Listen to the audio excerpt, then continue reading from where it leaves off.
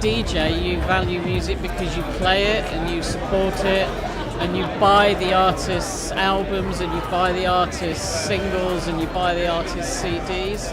I suppose when you're in a position as a DJ, also what you try and do is let other people know that you're supporting that music and that it has value as well. I mean, you know, the big way that I would support somebody's music these days is through social media. So as much as I play music out in clubs, you wouldn't necessarily know I was playing a particular artist's record. If it's an instrumental, for example, there's no way that anyone would necessarily know it was by an artist of a particular type. But the way you can get around that is by supporting them on social media through posting on Facebook, on Twitter, on apps like SoundCloud and Mixcloud as well, and including track listings in the mixes that you do online. So there's a variety of ways that you can show appreciation or value for a particular artist. Besides the very concrete examples of people actually purchasing your music, people coming to your shows, those are the very obvious.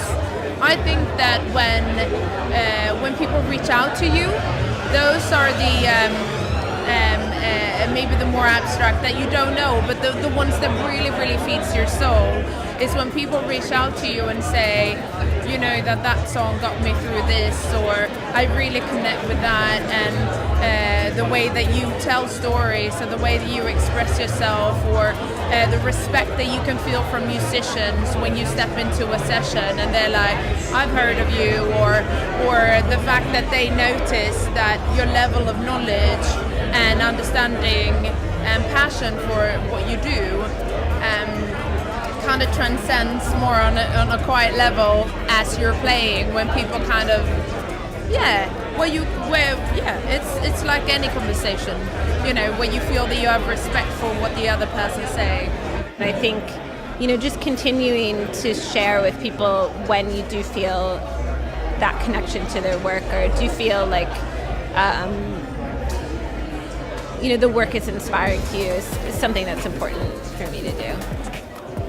Well, in the context of the internet, it's quite interesting because we'll be quite vocal on other people's work, leaving comments on Vimeo or wherever that work might be. I think it's nice to show your support of a project that you really like, and that opens up sometimes a dialogue to meet new people. Quite often it can start with just a comment, and in fact Instagram's really good for that. If you like someone's work and you could leave comments and you bump into them at a festival like this, it's quite an interesting way that cycle connects people. I really love showing my appreciation for people by collaborating. So either inviting people up on stage with me, or trying to invent new ways of being creative together.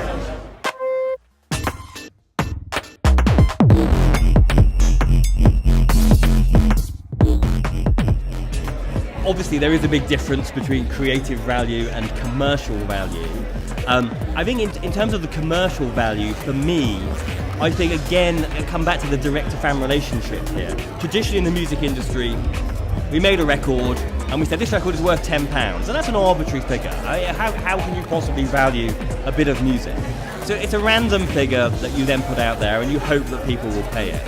I think with the director-fan relationship, we can actually work more like other companies. We have 10,000 fans. They have £10 a month to spend. What can we do to get that £10 out of them? So rather than arbitrarily putting price tags to our songs or our recordings, it's saying, what money is available? Is it enough? Do we have a business here? And what can we do that will excite those people to spend the money? And that might be given content, it might be doing a live experience, who knows what it is. I think that what fans now value has changed. Fans now very much value the unique live experience because music is so available and out there and accessible that what they want is a unique experience. And that's not just in the music, but I think millennials now value experiences and memories more than they value things and ownership. So that's something that's changed, I think. For me, it's very clear. It's the emergence of services like SoundCloud typically SoundCloud, as an artist, you can put up your music on there and directly ask your fans what they think of it. So you create a song, you create a track, and you say to people, let me know what you guys think about this. And then, second by second on the track with the waveform, you can actually say, oh, I love this bass line, or I don't really like the arrangements of the horns on this, etc. And then there's the value that is created between the fans and the artist, and that works both ways. Valuing used to mean economic value. How many albums did you sell? How much did you kind of make on the gig or whatever? I think it's harder now. I think the market share has diminished. It's harder to sort of talk in terms of economic value.